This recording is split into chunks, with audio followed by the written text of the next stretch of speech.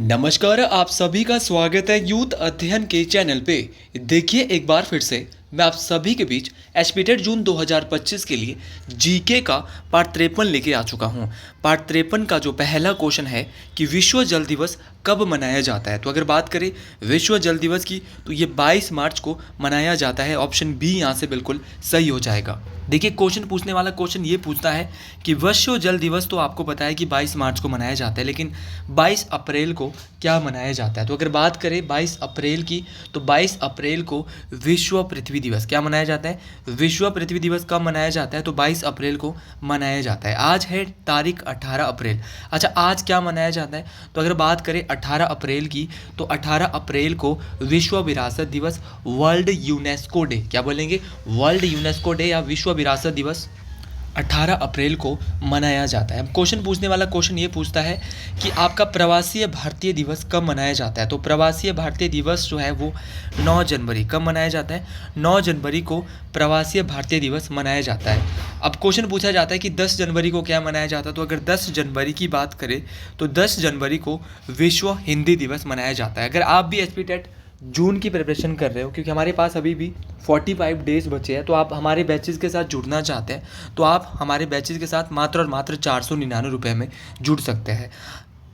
हम दे रहे हैं आपको लाइव प्लस, जो क्लास आपको लाइव रहने वाली है, live plus recorded classes. Live plus recorded classes आपके लिए रहने वाली है। फ्री हैंड रिटन नोट्स मिलेंगे और साथ में अगर आप हमारे बैच के साथ जुड़ना चाहते हैं तो 7876145409 आप इस नंबर पे जुड़ सकते हैं और साथ में आप फ्री में हमसे नोट्स भी ले सकते हैं अगर आप हमारे बैच को परचेज करते हैं। लेकिन अगर आप पेड नोट्स लेना चाहते हैं तो भी आप इस नंबर पे कांटेक्ट कर सकते हैं। देखिए कुछ और महत्वपूर्ण दिवस की बात करते हैं, जैसे कि बहुत बार टेट परीक्षाओं में पूछा गया है कि राष्ट्रीय युवा दिवस कब मनाया जाता है। तो राष्ट्रीय युवा दिवस 12 जनवरी को मनाया जाता है। तो 9 जनवरी, 10 जनवरी और 12 जनवरी तीनों के तीनों आपको याद रखने हैं। एक बार क्वेश्चन पूछा गया था, टेट में ही पूछा गया था कि राष्ट्रीय बालिका दिवस, तो राष्ट्रीय बालिका दिवस कब मनाया जाता है। तो राष्ट्रीय बालिका दिवस 24 जनवरी कब मनाया जाता है। 24 जनवरी को राष्ट्रीय बालिका दिवस मनाया जाता है। आज जनवरी माह की पूरी बात कर लेते हैं, जैसे कि राष्ट्रीय बालिका दिवस 24 जनवरी को होता है।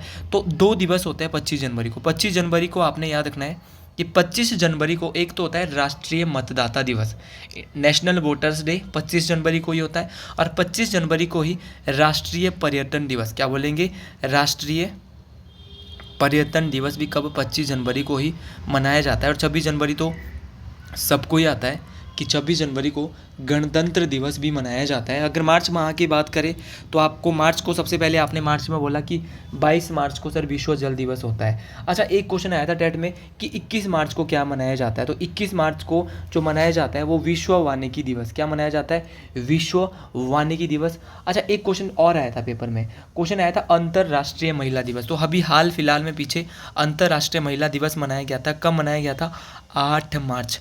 ये पेपर में पूछा जाने वाला क्वेश्चन है। तो 8 मार्च को अंतर्राष्ट्रीय महिला दिवस मनाया जाता है। अब अगले क्वेश्चन की ओर बढ़ते हैं। ये सारे के सारे क्वेश्चन मोस्ट इंपॉर्टेंट है, परीक्षाओं में काम आने वाले जो है वो क्वेश्चन है। अगला क्वेश्चन बोल रहा है कि पानी का पीएच मान क्या है। देखिए अगर मैं साइंस की भी कुछ क्वेश्चन की बात करूं तो ज़रूर ये भी जो है वो टेट परीक्षाओं में पूछ लिए जाते हैं। तो पानी के पीएच मान की बात करते हैं तो पानी का जो पीएच मान है वो 7 है, उदासीन है, और 7 जो पीएच मान होता है वो 7 होता है। अगर मैं पीएच स्केल की बात करता हूँ तो ये पीएच स्केल जो है वो किसके द्वारा इसको इंट्रोड्यूस किया गया। तो इसको 1909 में सबसे पहले सोरेनसन, क्या नाम था उस वैज्ञानिक का, सोरेनसन नामक वैज्ञानिक था, उसके द्वारा इसको इंट्रोड्यूस किया जाता है। और पीएच का जो मतलब होता है वो होता है पावर ऑफ हाइड्रोजन। क्या होता है, पावर ऑफ हाइड्रोजन। इस बात को आपने याद रखना। अब जो 7 से ऊपर का जो पीएच होता है वो होता है क्षारीय, क्षारीय मतलब बेसिक, और जो 7 से नीचे का होता है वो अम्लीय होता है। जितना ज़्यादा कोई 7 से कम होगा वो उतना ही ज़्यादा एसिडिक होगा, और जितना ज़्यादा 7 से ऊपर होगा वो उतना ही ज़्यादा बेसिक होगा, क्षारीय होगा। दोनों बात समझ गए पीएच मान में। वैसे ही यहाँ पर पूछा था पानी का पीएच, तो पानी का तो आपका 7 होता है। एक बार टेट में ही पूछा गया था कि नमक का पीएच मान कितना होता है। तो बच्चे मैक्सिमम गलत करके आते हैं। तो नमक का भी पीएच मान कितना होता है, 7 ही होता है। तो पानी और नमक दोनों का पीएच मान 7 होता है। अच्छा भैया, रक्त का बहुत बार पूछा गया है, रक्त का पीएच कितना होता है। तो रक्त का जो पीएच मान होता है वो 7.4 होता है। उसी प्रकार दही का बहुत बार पूछा गया है, दही का पीएच मान 4.5 से 5.5 तक होता है। वो डिपेंड करता है कि दही कितनी खट्टी है। तो 4.5 से 5.5 तक दही का पीएच मान होता है। बहुत बार पूछा गया दूध का पीएच मान 6.5 से 6.7, 6.5 से 6.7 के आसपास जो है वो क्या होता है, दूध का पीएच मान होता है। नींबू का बहुत बार पूछा गया है, नींबू बहुत ज़्यादा अम्लीय होता है, इसका पीएच मान 2.4 होता है, तो 2.4 पीएच जो है वो नींबू का होता है। टमाटर का भी पूछा गया है, तो साइंस के कुछ क्वेश्चन पूछे जाते हैं, तो टमाटर का पीएच आपको पता होना चाहिए, 4.5 जो है वो टमाटर का पीएच मान होता है। उसी प्रकार आपसे एक बार पूछा गया था सिरके का, तो सिरके का जो विनेगर होता है उसका पीएच मान 3 होता है। और आपके अगर समुद्री जल पूछा गया है टेट में, समुद्री जल का पीएच मान, तो समुद्री जल का जो पीएच मान है वो 8.5 कितना होता है, 8.5 होता है। चलो एक दो और कर लेते हैं, जैसे कि मानव मूत्र का भी पूछा गया है। मानव मूत्र का पीएच मान ये क्षारीय और अम्लीय दोनों में होता है, 4.8 से 8.4, तो 4.8 से 8.4 तक होता है मानव मूत्र का पीएच मान। और मानव की जो लार है उसका पीएच मान की अगर मैं बात करूं तो वो होता है 6.5 से 7.5 के बीच।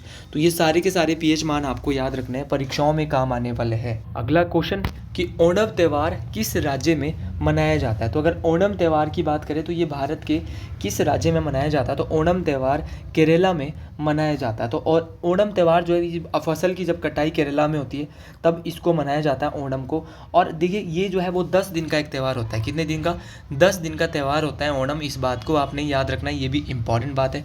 देखिए ओणम के अलावा यहाँ पर एक अरट्टू, क्या होता है, अरट्टू, तो अरट्टू फेस्टिवल भी कहाँ होता है, तो अरट्टू फेस्टिवल भी कहाँ होता है, आपके केरल में होता है। एक बार क्वेश्चन पूछा गया था कि आपका फ्लेमिंगो फेस्टिवल कहाँ पे होता है। तो अगर मैं फ्लेमिंगो फेस्टिवल की बात करता हूँ तो फ्लेमिंगो फेस्टिवल जो है वो अरुणाचल प्रदेश, कहाँ पर होता है, अरुणाचल प्रदेश में होता है आपका flamingo festival. Sorry Arunachal Pradesh नहीं, आंध्र प्रदेश, माफ़ी चाहूँगा, क्या बोलना चाहता था मैं, आंध्र प्रदेश। तो फ्लेमिंगो फेस्टिवल कहाँ होता है, आंध्र प्रदेश में होता है, इसको थोड़ा सा सही कर ले। उसी प्रकार एक फेस्टिवल होता है बिहू। बिहू कहाँ पे होता है, तो बिहू एक नृत्य भी है और एक फेस्टिवल त्यौहार भी है। तो बिहू जो है वो कहाँ पर होता है, असम। बिहू आपको याद रखना है, बिहू कहाँ पर होने वाला है, असम में होगा। एक फेस्टिवल हो रहा है देहिंग पटकाई, तो देहिंग पटकाई फेस्टिवल कहाँ पर होता है, तो देहिंग पटकाई फेस्टिवल भी वहीं पर होता है जहाँ पर बिहू होता है, तो ये भी असम में ही मनाया जाता है। इस बात को आपने याद रखना है, ये भी मोस्ट इंपॉर्टेंट है। एक होता है बिहुला, बिहुला एक बिहू होता है, एक बिहुला होता है। तो बिहुला फेस्टिवल आपका बिहार में मनाया जाता है। बिहार में छठ पूजा भी आपने सुना होगा, छठ पूजा भी आपके बिहार में भी होती है। छठ पूजा ज़्यादातर जो आपके बिहारी लोग हैं वो छठ पूजा करते हैं, इस बात को आपने याद रखना। तो छठ पूजा फेस्टिवल कहाँ पे होने वाला है, तो छठ पूजा जो फेस्टिवल है वो कहाँ पे होता है, ये होता है आपका बिहार में। क्वेश्चन पूछा गया था दुर्गा पूजा कहाँ पे होती है, तो दुर्गा पूजा जो होती है, दुर्गा पूजा ये भी टेट में आया है, ये पश्चिम बंगाल में होती है दुर्गा पूजा। इस बात को आपने याद रखना, ये भी इंपॉर्टेंट बात है। ऑप्शन में दिया है राजस्थान।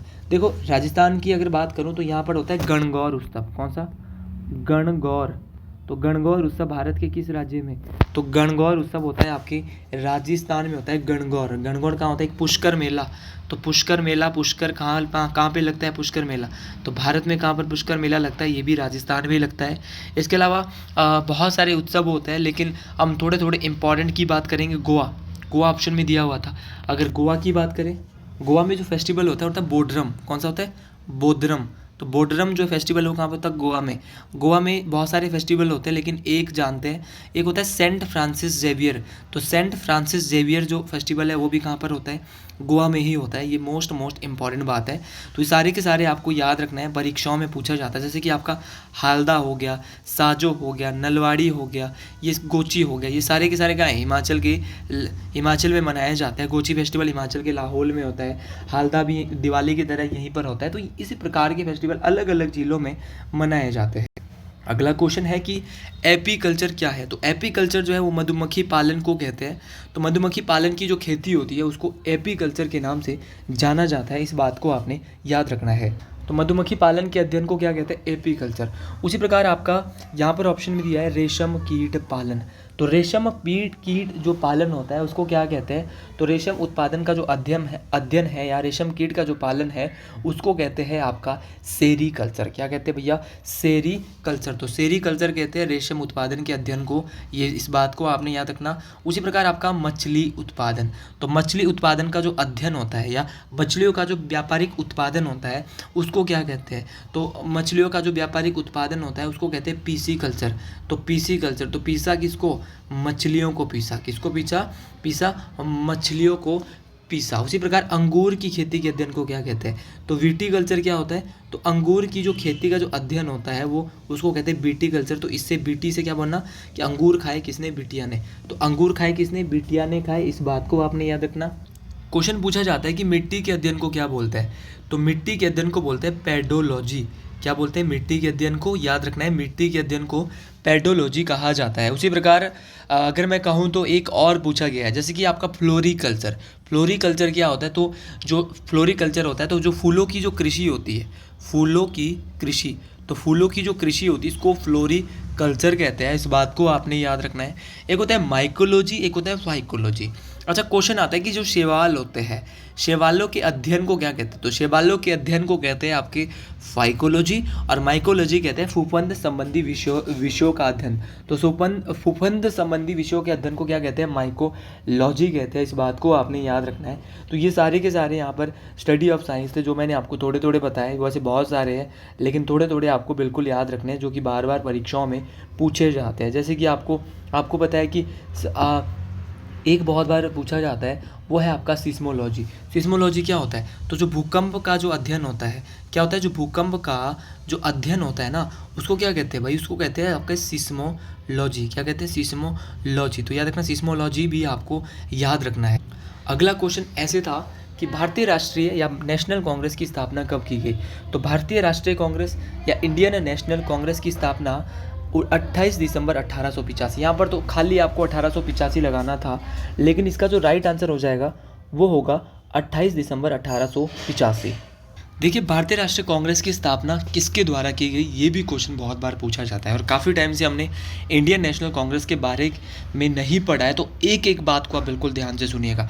देखिए, भारतीय राष्ट्रीय कांग्रेस की स्थापना ए.ओ. ह्यूम के द्वारा 28 दिसंबर 1885 को की जाती है। और जब भारतीय राष्ट्रीय कांग्रेस की स्थापना की जाती है तो भारत के वायसरॉय उस समय क्या थे?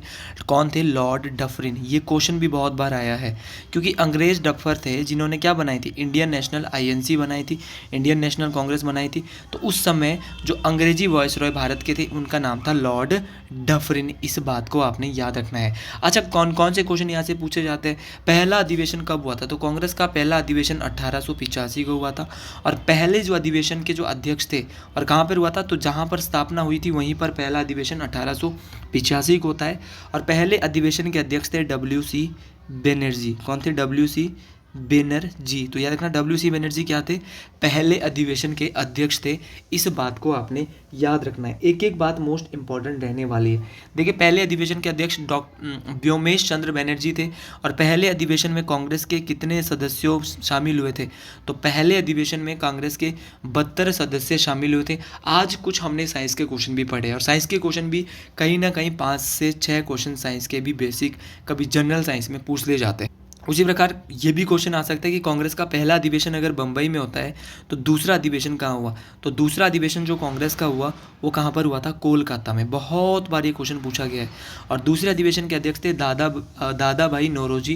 क्या थे? दादा भाई नौरोजी थे। उसी प्रकार क्वेश्चन पूछा जाता है कि कांग्रेस का 12वां अधिवेशन कहाँ पे हुआ? बहुत बार ये क्वेश्चन आया है। तो भारतीय राष्ट्रीय कांग्रेस का 12वां अधिवेशन भी कलकत्ता में हुआ था।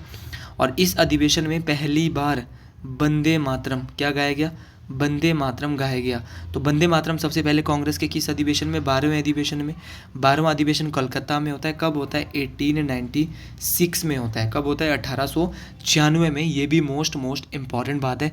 और इस अधिवेशन की जो अध्यक्षता की थी वो रहीमतुल्लाह साहनी ने की थी। और कांग्रेस के 12वें अधिवेशन में ही 1896 में ही सबसे पहले वंदे मातरम को गाया जाता है। समझ रहे हो? और वंदे मातरम के रचयिता कौन है? बंकिम चंद्र चटर्जी। कौन है? बंकिम चंद्र चटर्जी कौन है? वंदे मातरम के रचयिता है। इस बात को आपने याद रखना है। क्वेश्चन ये भी पूछा जाता है कि कांग्रेस का विभाजन किस अधिवेशन में हुआ। तो कांग्रेस का विभाजन 1907 में हुआ और उस अधिवेशन का नाम था सूरत अधिवेशन। तो सूरत अधिवेशन में क्या होता है, कांग्रेस पार्टी का विभाजन हो जाता है। इस बात को आपने याद रखना है, मोस्ट इंपॉर्टेंट बात है, ये बात परीक्षाओं में काम आने वाली बात है। अच्छा, क्वेश्चन आता है कि राष्ट्रगान सबसे पहले कांग्रेस के किस अधिवेशन में। तो कांग्रेस का जो 27वां अधिवेशन हुआ था, इस अधिवेशन में क्या गाया गया था, 1911 में सबसे पहले राष्ट्रीय गान, जिसको आप बोलते हैं जन गण मन, और ये गाया गया था। इस बात को आपने याद रखना है। अच्छा, भारतीय राष्ट्रीय कांग्रेस की पहली महिला अध्यक्ष कौन थी। तो पहली महिला अध्यक्ष थी एनी बेसेंट, जो कि सबसे पहले 1917 में कांग्रेस की क्या बनती है, महिला अध्यक्ष बनती है। क्वेश्चन ये भी पूछा जाता है कि भारतीय राष्ट्रीय कांग्रेस की पहली महिला भारतीय अध्यक्ष, अगर खाली पहली महिला आएगा तो लगाना है एनी बेसेंट। तो क्या लगाना है, एनी बेसेंट।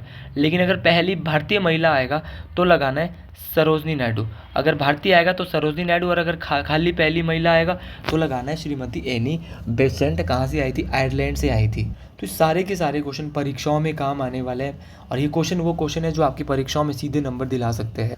अगला क्वेश्चन बोल रहा है कि भारतीय संविधान की किस अनुसूची में मान्यता प्राप्त भाषाओं की सूची शामिल है। तो मान्यता प्राप्त भाषाओं की सूची भारतीय संविधान के 8वीं अनुसूची में शामिल है। अगर आप इतना भी जानते हो तो आपको ये भी पता होना चाहिए कि भारत के संविधान में कुल कितनी भाषाएं हैं। तो भारत के संविधान में कुल 22 भाषाएं हैं, इस बात को आपने याद रखना है। अच्छा, भारत के संविधान में कुल 22 भाषाएं, ये तो आपको पता होगा।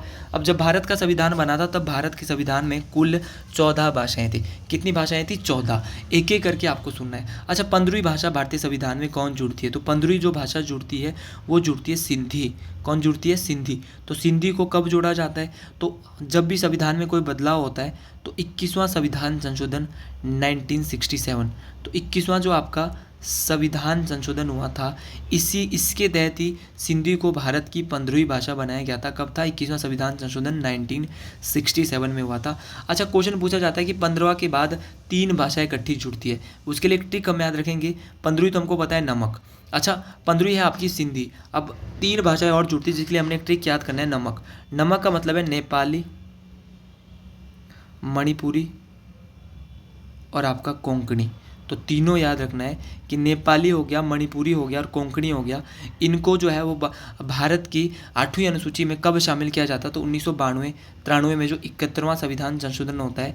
तो याद रखना 1992-93 के जो आसपास वह 71 कॉन्स्टिट्यूशनल अमेंडमेंट होता है। इसी के तहत नेपाली, मणिपुरी और कोंकणी को भारतीय संविधान में जोड़ा जाता है। 22 भाषाएं हुई कैसे, वो मैं आपको गिना रहा हूँ। अब 18 हो गई, 15वीं सिंधी थी, नमक वाला ट्रिक किया, नेपाली, मणिपुरी, कोंकणी 3 और जोड़ी गई। फिर और जोड़ी जाती है 4 एक साथ, जिनका नाम है BDMS।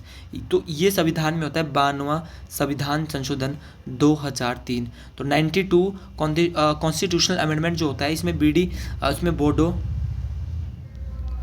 के अलावा आपका डोगरी के अलावा आपका संथाली, और संथाली के अलावा आपका मैथिली। M से क्या होगा, मैथिली।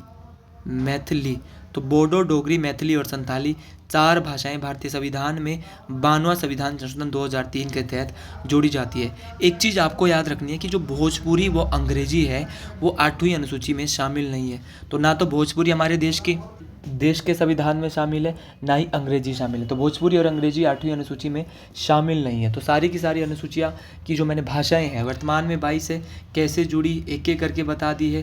15वीं बताई, उसके बाद नमक वाली ट्रिक आपको याद रखनी है, कौन सा संविधान संशोधन, और फिर याद रखनी है BDMS। तो 8 भाषाएं भारतीय संविधान में बाद से जुड़ी है। तो ये सारी की सारी बातें आपको याद रखनी है। अच्छा, 10वीं अनुसूची किससे जुड़ी है, बहुत बार सीधा क्वेश्चन आता है। तो 10वीं अनुसूची दल बदल से जुड़ी है। तो दल बदल से जुड़ी आपकी 10वीं अनुसूची, जो कि दल बदल के तहत, ये दल बदल कब जोड़ा गया 10वीं अनुसूची को, 52वां संविधान संशोधन 1985।